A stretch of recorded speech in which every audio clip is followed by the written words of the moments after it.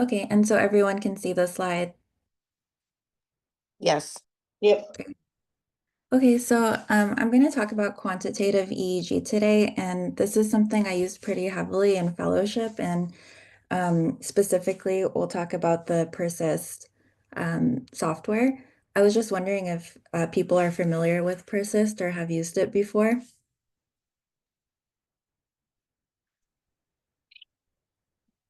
I Yeah, know we have, used it to a degree. okay. I'm not familiar. I'm at Mercy General. Okay, so it's pretty cool. I really liked it when we had it in fellowship, and it's very useful. But we also have a quantitative EEG with our neon coding software too. So I'll talk a little bit about that. But in overall, so what is quantitative EEG? It's basically the application of mathematical and analytical techniques to characterize EEG signals. And it's really useful because large amounts of data can be displayed on a single screen. So if you're running multiple continuous EEGs, it's a nice way to kind of get a bird's eye view of what's going on in the EEG without having to go through all of the hours of the raw EEG.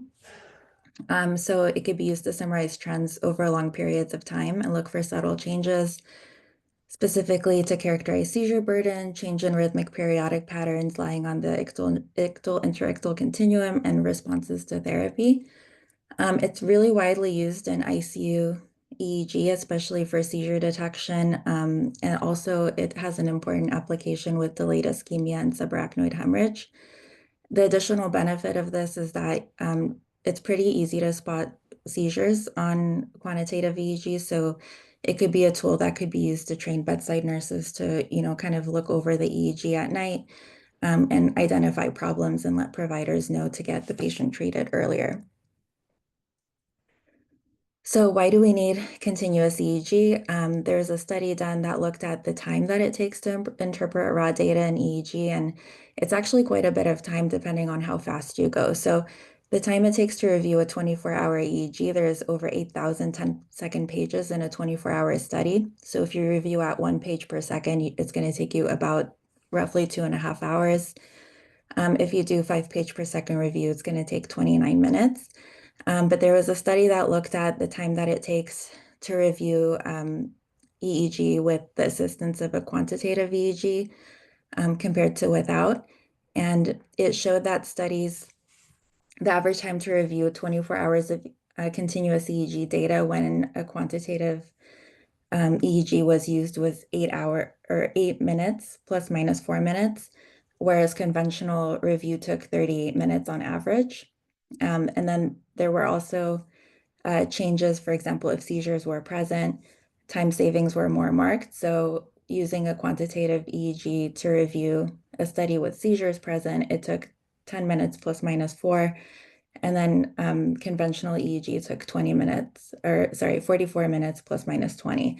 So you could see this blue area under the graph is review using a quant, and then this is conventional review. So it really takes down the time to review substantially. Of course, it doesn't replace reviewing the raw EEG, but it's really useful, especially if you're looking at 10 to 15 ICU EEGs.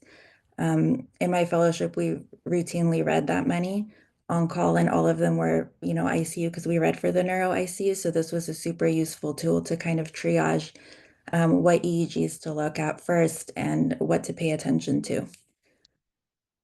So, like I said, it's really useful to characterize background activity, detection of abnormal activity for diagnostic purposes, and then detection of abnormal activity for treatment purposes. So you can really tell if your treatments are making a difference. So it's divided into time domain versus frequency domain analysis. And we'll go over all of these trends in this presentation. So the time domain tools are amplitude integrated EEG, which is helpful for background assessment and seizure detection. Envelope trends, which is really helpful for seizure detection. I used to love the burst suppression index because you could tell what the percent suppression is in a study without having to kind of eyeball it or calculate it yourself. And then the frequency domain tools, the spectrogram, which kind of tells you all three: background assessment, seizure detection, and ischemia. Alpha delta ratio, super important for ischemia detection when you're trying to look at vasospasm and subarachnoid hemorrhage. Alpha variability, same thing. Asymmetry indices, and then rhythmicity spectrogram, and we'll go over all of those. So the time domain analysis tools, the first one is amplitude integrated EEG, which is essentially the raw EEG is filtered, smoothed, and then displayed on a compressed time scale. So for each epoch, the maximum and minimum amplitudes are smooth of the smooth signal are plotted and connected by a vertical line. So I'll show you what that looks like in a second. And then the envelope trend is similar to this, except it uses the median amplitude.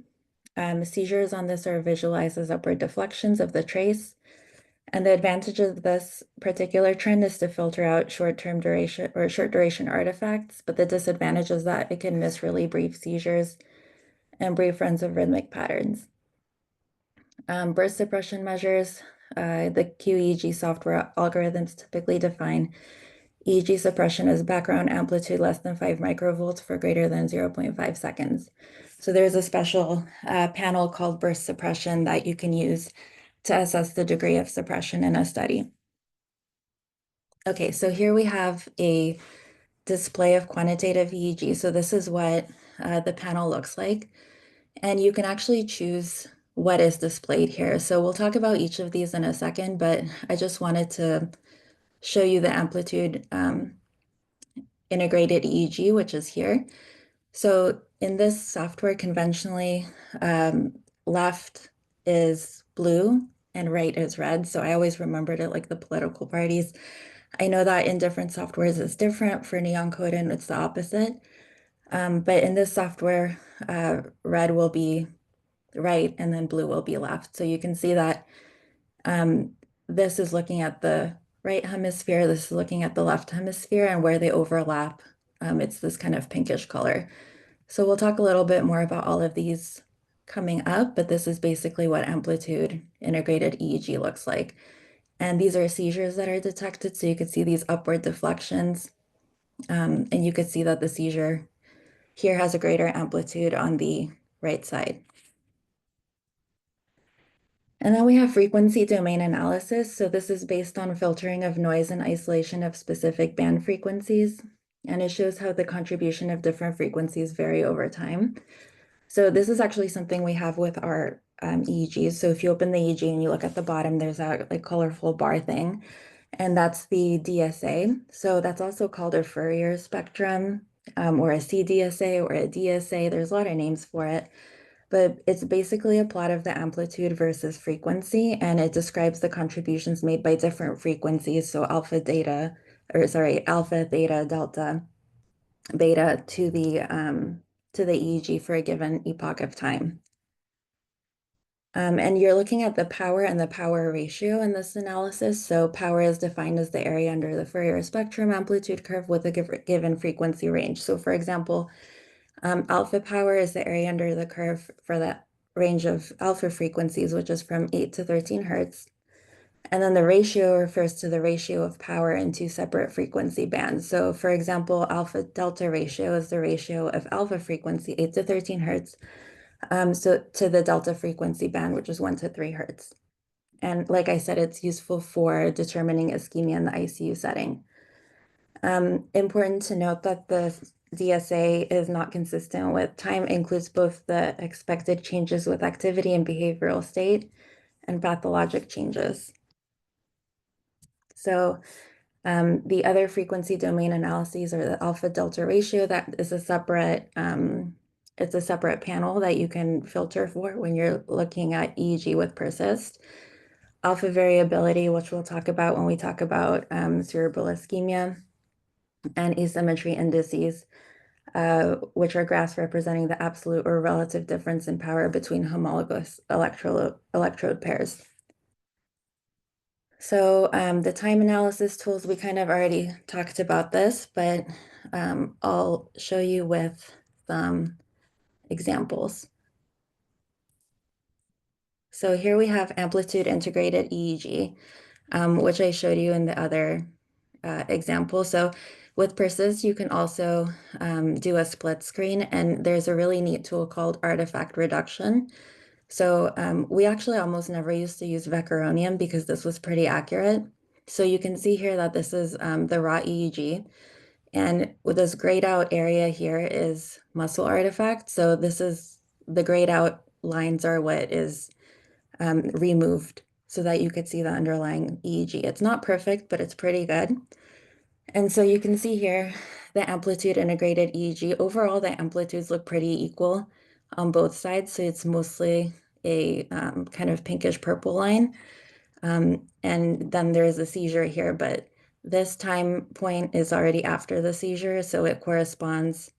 So this corresponds to this time point on the quantitative EEG. And this is just kind of showing that the amplitudes are more or less the same. Here is an example of envelope trends as well. So the envelope trends are here in panel C and D, or D and E. And you can also separate these. You can superimpose them to include both hemispheres, or you can separate them out. And this one actually reveals seizures. So here in the left hemisphere, you can see that this upward deflection indicates a seizure. And then if you separate them out, you could see that there's a couple seizures originating also from the right hemisphere. So these are these red upward deflections. So there's two in the right hemisphere and one in the left. And this is seen on the asymmetry spectrogram where you have the red bar indicating seizure from the right hemisphere and the blue indicating seizure from the left.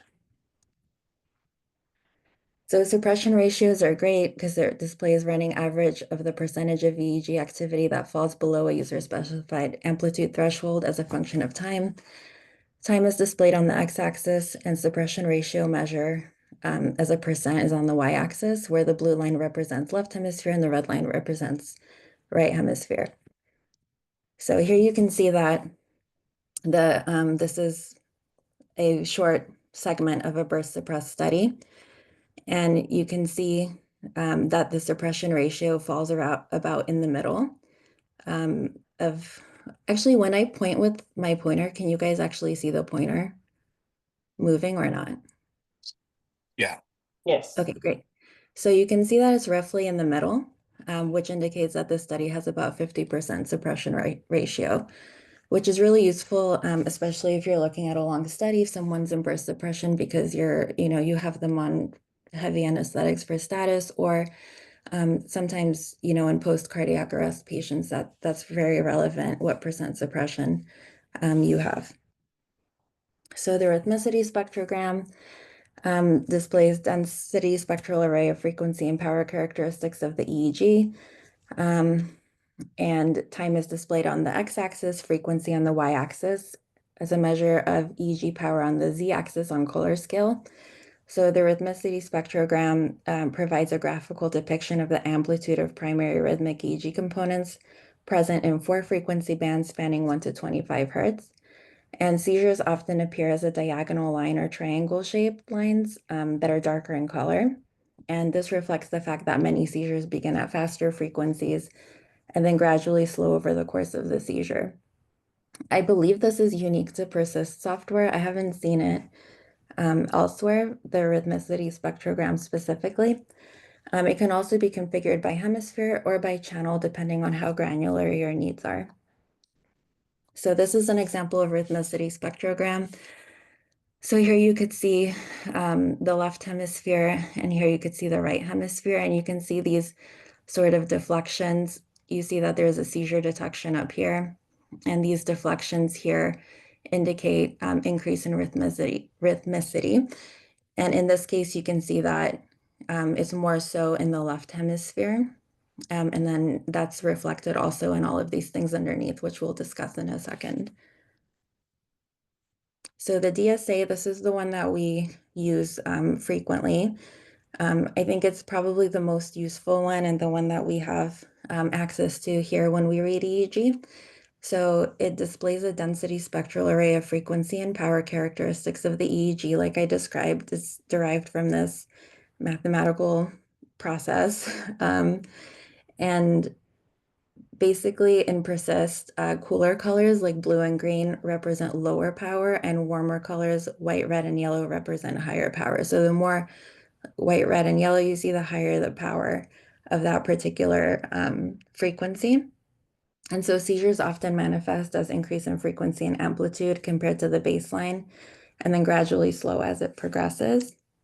So you can see here that in this patient, you're having onset of a seizure that's beginning in the left hemisphere, it's blue. And if you look at the left hemisphere here, you have higher power in the slower frequencies too. So you can see that it starts off in the higher frequencies, and kind of as it progresses, you start to see more of this white and red. So those are slower frequencies. And I'll show you an example of that with an actual seizure with the raw EEG as well. And then the asymmetry spectrogram, it's a relative comparison of power values of EEG data in homologous scalp electrodes. And then, like I said, time is displayed on the x-axis, frequency on the y, and measure of relative EEG power for the user-specified channels on the z-axis as a color scale, with our conventional color separation where red is right and blue is left. So here's the asymmetry spectrogram. This is nice. And here they included a bit of the actual seizure. So you could see there's on the left side higher frequencies on the left hemisphere that are starting to form. And you can see that the asymmetry spectrogram shows higher power on the left side. So you can see that it's starting on the left. And as the seizure progresses, which we don't see that because they only included about, a couple seconds of this raw EEG, but as the seizure progresses, you will have slower frequencies in the postictal state. And so you see that the red starts to overpower here because you're now having higher power on the opposite hemisphere, the one that's not suppressed from the seizure. And this was a focal seizure. Okay, so a little more about the asymmetry spectrogram. It can also detect seizures with a bit more accuracy. So you can see that the blue corresponds to the left hemisphere. And here on the raw EEG, there's a very obvious focal seizure in the left hemisphere right here. There's kind of automatic seizure detection that's detected by the software, but you can see that it detected 1, 2, 3, 4 seizures. But if you look at the asymmetry spectrogram, it actually caught more of them. So it caught about 6. And typically, darker intensity colors indicate a greater level of asymmetry. So it's very clearly asymmetric if you look at the raw EEG with more rhythmicity over the left hemisphere. And during the seizure, there will be increase in power over the hemisphere where it originates, and in the postictal period, like we saw in the last slide, there's a change in direction of asymmetry with higher power seen over the hemisphere contralateral to the seizure because of the postictal slowing. Asymmetry indices also provide info about differences in background activity in one hemisphere compared to the other. And it could be useful for ischemia detection, like if you're doing detection during a carotid endarterectomy. So this is an example of 6 left hemispheric seizures. There's subtle upward deflection of the absolute asymmetry index. So this is the yellow trace. So you could see these subtle deflections correspond to the seizures. And then there's a corresponding downward deflection of the relative asymmetry index, which is the green trace with the blue arrows. And then in the postictal state, this flips, and you could see that there's higher power over the right hemisphere. The versus baseline functionality in PERSIST is also very helpful because it allows the user to compare data with baseline data for that particular patient. In order to make it easier to locate potentially significant changes that take place over long periods of time that when you're reading with the naked eye, you might not necessarily register because you just kind of, read page after page, and it's hard to kind of compute all of that stuff in your brain and notice these subtle changes. So Persist automatically maintains baseline information between multiple recordings of the same patient and allows for comparisons across an entire patient's day, which is nice. So this kind of, I'm not going to go over this again, but the versus baseline trend is useful for detecting and monitoring progressive changes that might not be immediately apparent. The changes this reflects changes relative to the baseline. All interpretations have to be done in consideration of the patient's state when the baseline was set. Okay, so this is a versus baseline function, and you can see that in this case, this was a carotid artery surgery. So you see that here you have some slower frequencies on the left, and it was the left carotid that was clamped. So you have the versus baseline panels here. This is artifact from train of 4. And then you could see mild persistent decrease of beta and some alpha frequencies here, which indicate that there is some slowing there. So you might, it's something to note when you're dealing with these to talk to the surgeon about. Artifact intensity trends are also useful, but sometimes they can kind of overcall things. They have a couple different artifacts that are represented. So muscle artifact is represented as green, as eye movements, and blink artifacts is blue. And then horizontal eye movements represented as red. And then the intensity of each type of artifact is calculated as a measure of power and represented according to color saturation. After quantifying the artifact present within the EEG, it's then reduced from the EEG and displayed alongside the EEG signal as a watermark, allowing the user to quickly visually discern non-cerebral from cerebral signal. So you can see the artifact up here. So with this artifact reduction, the grayed out, you can see that there was a lot of muscle artifact. So you see a lot of this green and some eye movement artifacts, which is the blue. And this is great because it really just literally filters out all those artifacts so you could see the underlying EEG. Seizure detection and seizure probability. So those are those red boxes up at the top of the quantitative EEG. And it shows, what the software detects is what it thinks is a seizure. So it's a second-by-second display of calculated seizure probability of a given segment. It's expressed as a value ranging from 0 to 1, where 1 is the highest probability of seizure. And the seizure detection trend raises a notification to the user. So if you're reading the raw EEG or looking at the quant, it'll give you a little thing that shows seizure detected as a little box on the EEG so that you can take a closer look at that data. However, I will say that they frequently do overcall. So if the patient moves around, if they're, moving their head left to right or something like that, it creates rhythmic artifact on EEG, and the quant will often pick that up, and it's a seizure detection, so they're not always super accurate. But this is an example of seizure probability and seizure detection. In this case, it was a real seizure that was detected. So spike detection and spike density trends. So you can even look at individual spikes throughout the recording as a function of time. Each one is labeled according to the channel in which it has the highest perception, morphology, and field. Spike detections, all foci trends shows all spikes regardless of which channel it was detected on. And when spikes occur more than 3 times per second, it graphically depicts it if they lateralize, where blue is left and red is right. Yellow is bilateral and green is generalized. This also has a high overcall rate, but when, sometimes it does pick up things that you may miss, so it's worth it to go back and look at what was detected. So this is an example of a spike, and as you can see, it detects them a lot. But in this case, it was very accurate, and so it detected this one. You can also filter this out so it doesn't show you all of these when you're reading the EEG, because it does detect them quite a bit.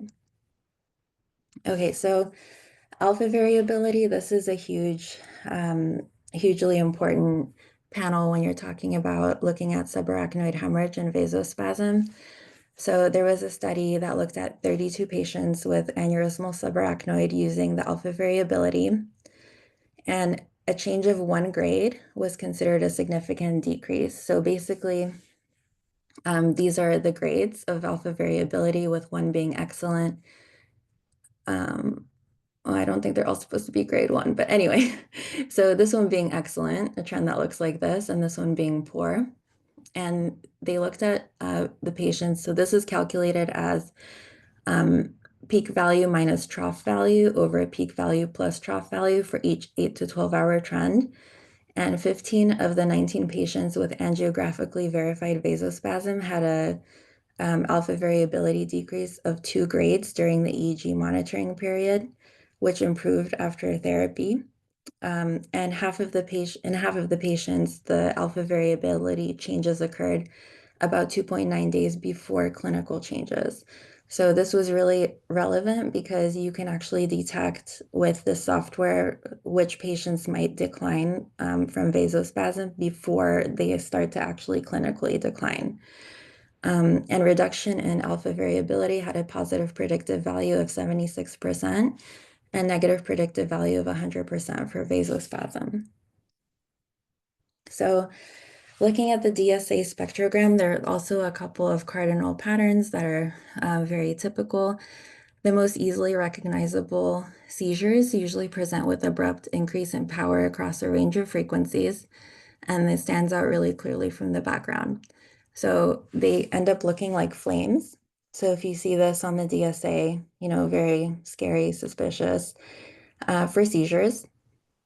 But also, it's important to know that state changes could cause abrupt increases in power that can mimic flame-type seizure patterns. So they often have a choppier appearance like this. I call it choppy flames. And so still something to kind of take note of, but know that it could, not every flame pattern means it's a seizure. Longer lasting non-convulsive seizures or periodic discharges often produce a spectral signature that's high power across a wide range of frequencies, extending from delta up to theta or higher. And these patterns are typically unchanging or monotonous over long periods. So you'll have this broadband monotonous pattern. And they're high power because of their typically high amplitude, and they're broadband because of the regularity and sharpness of the underlying waveforms. But then you might also have non-rhythmic slowing, which is commonly seen in patients with encephalopathy or patients who are sleeping. And this produces a spectral pattern that's monotonous and slowly changing. And so you see this narrow band monotonous pattern. Other cardinal patterns, so this is one that we see quite a bit, unfortunately. And this is a suppression of essentially all frequencies, so suppression of cerebral rhythms in patients after cardiac arrest that are kind of going towards brain death. So this is one example. And then you might have a series of vertical stripes that represent burst suppression. So they alternate with the blue or lower power background. So here this is a burst suppression situation where the blue is the suppression, and then this period of color is the burst. You may also have massive artifacts visible on the DSA. So this is an example, maybe the tech is changing out some leads, or there's some disturbance of the patient, and then you'll have this massive artifact. And then you can also have what's called stalagmite artifacts, which are bands of high power that appear to come out from the bottom of the spectrogram, and they're typically related to motion artifacts, but it's less severe than this massive artifact. And then you can have stalactite artifacts, which kind of seem to come from the top, and they're typically due to myogenic artifact. So this is an example of an awake background on DSA, and you can see that this kind of red band here, horizontal alpha band at 10 hertz for most of the spectrograms, this patient's awake. And it's just an awake rhythm on EEG. Some of these were like trends from my patients that I had back in fellowship, and I wish I included the actual EEGs. Maybe I did, we'll see. But the artifact intensity, so you can see that this patient is basically going from awake to asleep. So you can see that there's a change in the quant here. And then you can look at the artifact. So remember, this is myogenic artifact. And you can see that it stops around here. You can see that the frequencies of the EEGs are changing, becoming slower around here. And this is the patient going from awake to asleep. So this is normal stage 2 and 3 sleep. You can see that pretty much you still have some of those higher frequencies because of spindling, etc. Here again, the artifact intensity decreases as the patient goes to sleep. And then deeper stages of sleep have slower frequencies. And so you see that here as well.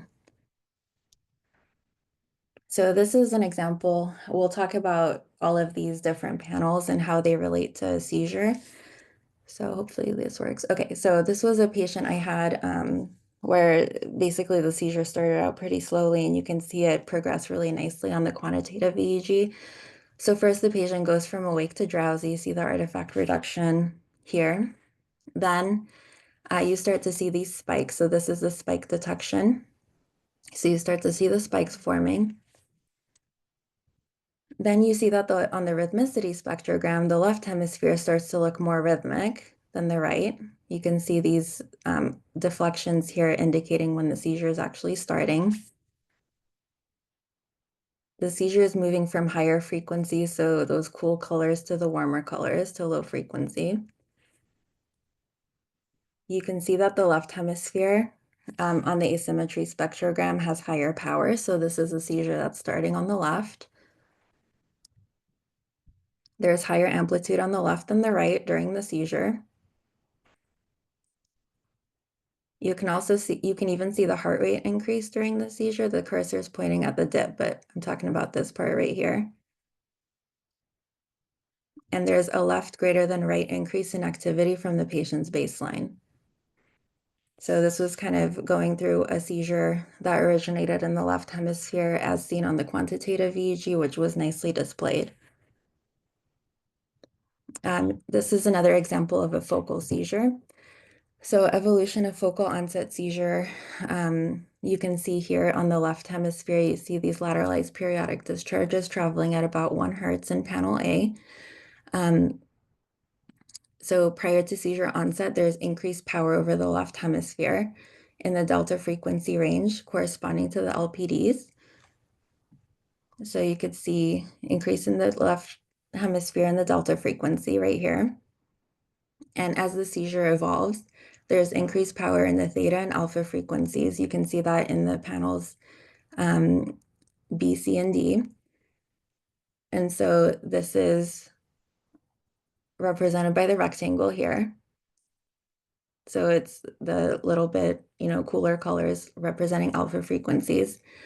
And as the seizure progresses and slows, there's a transition to the delta frequencies, which is represented by this diamond. So this white kind of red pattern indicates delta frequencies. Interestingly, towards the end of the seizure, since this was a focal seizure, there was some activity of the right arm. So clinically, there was jerking caused by artifact over the right hemisphere. And you can actually pick that up as well here on the asymmetry spectrogram, which you can see that there's higher power over the right, and that's picking up that artifact that you see on the raw EEG. So this is a QEEG panel demonstrating abundant right hemispheric lateralized periodic discharges that eventually evolve into right hemispheric seizures. On the DSA, which is this panel right here, it's sometimes difficult to distinguish between periodic discharges and electrographic seizure, since they both have properties of rhythmicity and increased power in the delta frequency range. But if you look at the increase in minimum amplitude over the right hemisphere on amplitude integrated EEGs, which is this one here, you could see that this red panel or this red line is more prominent. You can see also that there's a faint seizure probability here with that little upward deflection. And that's also noted in this case, there's a seizure detection here. In this one, there's a very small one, so it's hard to tell. But this indicates that sometimes one of the limitations of the quantitative EEG is that it's hard to tell between lateralized periodic discharges and seizures. And also, on the raw EEG, sometimes that evolution can be subtle as well. So it's not perfect by any means. Also, brief focal seizures are not well visualized on quantitative EEG. So this epoch contained focal seizures with onset in the right posterior quadrant, consisting of low amplitude rhythmic alpha frequencies, the duration lasting less than 30 seconds. The QEEG panel includes 3 seizures in the 1-hour display, best seen as subtle right hemisphere changes on the rhythmicity spectrogram, and amplitude integrated EEG. So these are the red arrows. I don't know if you could see, but these are very, very subtle kind of deflections here on the amplitude integrated EEG. But the most prominent changes are seen on the asymmetry spectrogram during seizure 1, where muscle artifact from ictal motor activity appears as an increase in power over the left hemisphere. So you could see that here. So sometimes on the DSA, you're not able to pick up some of these subtle seizures, but because of some of the other panels that are available to you on Persist, you can note changes. So if you're looking at this panel and you saw this, you might want to click on this to see what's going on here. And in this case, there was a lot of muscle artifact from the seizure, so it would have been kind of easy to miss. Intermittent periodic discharges mimicking seizures on QEEG trends. So here there's an example of a 58-year-old female with multiple medical issues, including end-stage renal disease admitted for encephalopathy. And then the continuous EEG was initiated to make sure there's no non-convulsive seizures. In a 1-hour quantitative EEG panel, Panel A shows 3 flame-shaped changes representing transient increases in power concerning for seizures. So you could see these 3 areas of concern. But in review of the raw EEG, you could just see that these are stimulus-induced generalized periodic discharges with some rhythmic activity. So, it's pretty sensitive. It can pick up these changes that are not necessarily seizures. But it's also important to know and relevant to the treatment of your patient. So then you can also have these massive artifact contaminations here, and that kind of corresponds to artifacts you might see on the raw EEG. Regular flames, so like we discussed earlier on DSA, seizures tend to look like flames. And so they'll appear on the DSA as a transient increase in power, seen as during the evolution of the seizure. And some seizures in critically ill patients consist of subtle increases in amplitude or frequency and might be missed. So, as always, it doesn't really substitute for looking at the raw EEG. And this is great because if you see these flames, it's also, if they correspond to the seizures on the raw EEG, it's easier to kind of count how many there are and assess if your treatments are working. So these are regular flames that are seen in cyclic seizures, which are very difficult to treat. And you can, if you have this data, it's easy to count how many seizures you have per hour. Up here, you can change the arrangement of your panels. You can change the time. So you can go up to 24 hours, 12 hours, 6 hours, 8 hours, 2 hours, I think. And then you can use these panels here to kind of look at the artifact reduced EEG, et cetera. So it gives you a lot of data. And it's really helpful when you have someone who's having crazy cyclic seizures and you want to count how many you have and, when you gave what drug, and then if your EEG is responding to your treatment. So this is an example of broadband monotonous status epilepticus. So you could see here there's like an abrupt change, really high power in the slower frequencies. And so this is an example of a patient we had that went into status, and this is the status. Again, focal seizures on rhythmicity spectrogram. So this is the rhythmicity, like we said, the deflections, kind of triangle-like deflections indicate seizures. So this is just another example of that. And then you can also note acute decompensations on EEG. So anytime you're looking at a time period, you can actually stretch it out to be 30 minutes. You can see that something happened around here. All of a sudden, there's a change in frequency power, a change in the rhythmicity spectrogram. And this is prior to the decompensation, kind of generalized slowing picture. And then something happened here. And the patient's EEG started to get really slow.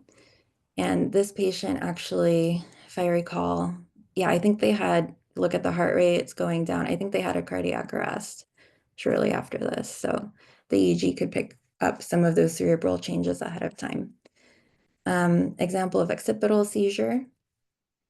And then let's see. So the symmetry spectrogram shows seizure on the left. Yeah, this is the same patient. Okay.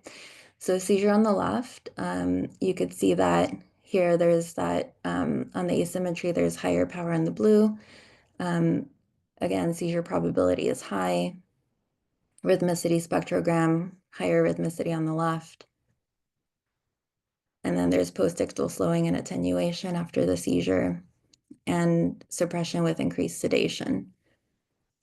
So this is actually a great way to look at the suppression ratio. So this patient, midazolam got increased here, and you can see kind of that gradual increase in sedation. So the suppression ratio is reaching close to 100% in this patient that had refractory non-convulsive status epilepticus. It's also, the quantitative EEG is useful for detecting something called CAPE, which is a relatively new entity that the significance of which is still under study and still unknown, but CAPE is basically cyclic alternating pattern of encephalopathy. It could either be present, absent, or unclear. It's present if changes in background patterns each last at least 10 seconds and spontaneously alternate between two patterns in a regular manner. So that has to last at least 6 cycles. And then this is an example of a patient we had in fellowship that had these two patterns that would just alternate one after another. Each one would last, usually a couple minutes. So the first pattern was this kind of generalized slowing in the theta range, and then pattern 2 was this kind of delta slowing. And you can see that on quantitative EEG on the DSA with these kind of choppy looking flames. So like I mentioned a couple of slides ago, these flames are, could be indicative of state changes, which is essentially what's happening in CAPE. So quantitative EEG for ischemia detection is just another slide indicating the importance of that. You start to see abnormal EEG changes when the cerebral blood flow drops to 25 to 30 mils per 100 grams per minute. And you can see loss of fast activity at that time. So beta and alpha frequencies start to decrease. And then as the cerebral blood flow decreases from 12 to 18 mils per 100 grams per minute, theta and delta activity is more prominent on EEG.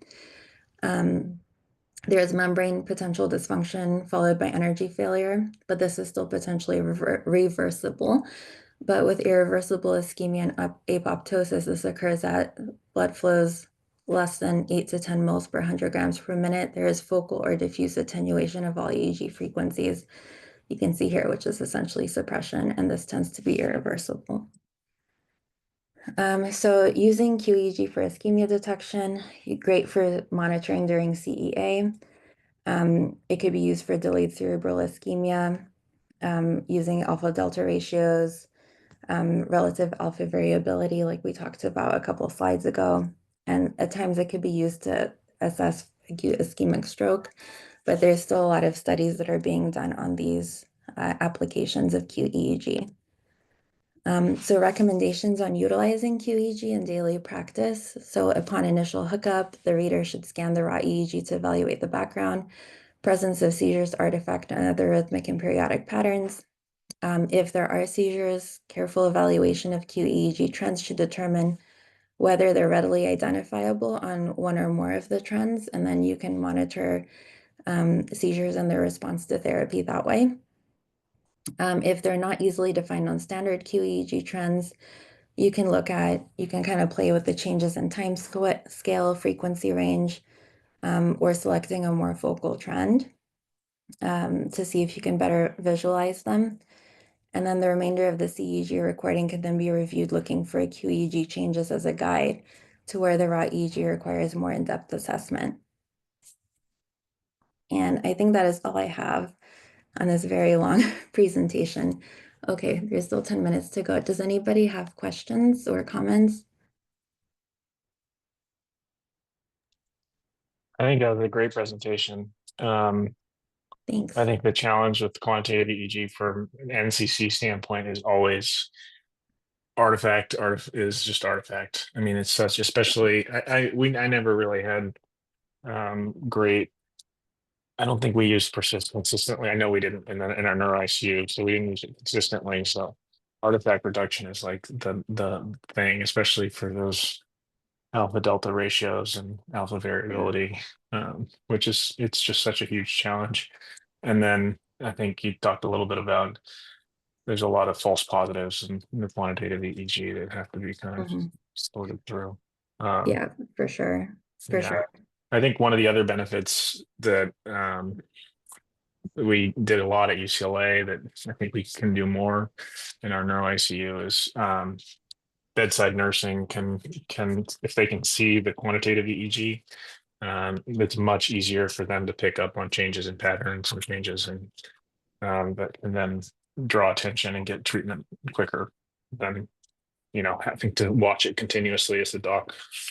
Yeah, that's definitely a good benefit. And then I found when we used it for reading for neuro ICU, a lot of those cyclic seizure patients, it was just so much easier to count them on the quant and see if your treatments are working versus trying to, kind of write down on the EEG as you go, how many seizures there are, then go back and count them. So I think for those applications, this is great. And also if you have super high volume of EEGs at once and you want to triage which one to look at.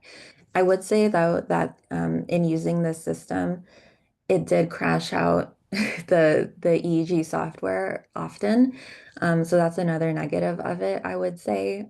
Whenever we used to use Natus and whenever we would open up studies, because there were so many running at once, the persist would sometimes crash things out. So there's definitely some tweaks to be made in the software, and of course, artifact reduction, which is huge. There was a detail in there. Were you able to like was there a panel of all of the quant EEGs for the unit or whatever so that you could dive into one, or are you just still looking at one after another? That's So kind of they it would be it's not like a panel with every yeah. EEG of every patient. You would just have to open the regular EEG for that patient, and then the quant would open alongside it. So if you were looking at like 10 different studies, like you'd have to Yeah. open each one You'd and have to keep opening them all. Mhm. Yeah. Yeah. There's there's a company that we're presented to the NCC group called Airstrip that they try and integrate some of that data into single panel views or some kind of data into single panel views. I don't know. We'll see what that looks like going Yeah. forward. Kind of Sounds the holy like grail in on neurocritical paper. care kind of thing. Yeah. Nice. But do we have in our neuro ICU right now, aside from the DSA, is there some other kind of level of quantitative EEG? I think I saw something once when I was there that kind of looked more like more than just the DSA, or is it usually just the Yeah. DSA? Yeah, Josh is we have a status epilepticus protocol and we Yeah. have a protocol in place for cerebral vasospasm monitoring. Okay. Um, and we just need to remember to tell the text to set it up. Josh and I work on the with Nikon Code on the cerebral vasospasm sort of view. I would say it's not as polished and pretty as persist or clean as persist, but it certainly is. It's got a lot of data that it presents. Um, the other the other challenge is, and this is just, it's the practicalities of things, is it's not as easy to log in and see.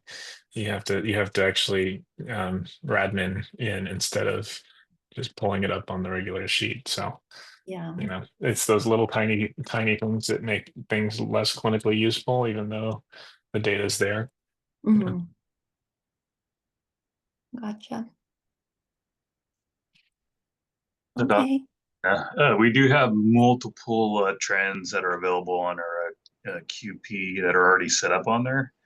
And we are also, and we work with Christian at Neon Coding to create new ones for anything you guys need as well. The And they biggest, were super responsive. They're great. They did. again, the artifact is the issue on these things. The more artifact you have, even with the reduction of artifact on there, it's tough. Persist is one of the better ones when it comes to that. It's just, when you open up persist, we've had multiple problems of that thing crashing, and what's one of the reasons why we had got rid of that here at Mercy San Juan, besides Interesting. spike and seizure detection. It was just, it was cumbersome reading, 24 hours of spike all the way across the entire EEG. Yeah. Mhm. That I was think there's ways to like turn that off. there is now Yeah. a lot better for the years, but yeah, that's something in the long run, here at San Juan, we can still look at both. We still look at both QP and persist if we want to go. So it's up to you guys. Okay, Yeah. nice. Yeah, and Josh and I were talking in parallel while you were talking about the alpha variability studies those were done at UCLA, Vespa, Yeah, and Dr. Vespa. needle electrodes, and I was saying just how much less artifact there is with needle electrode. Yeah.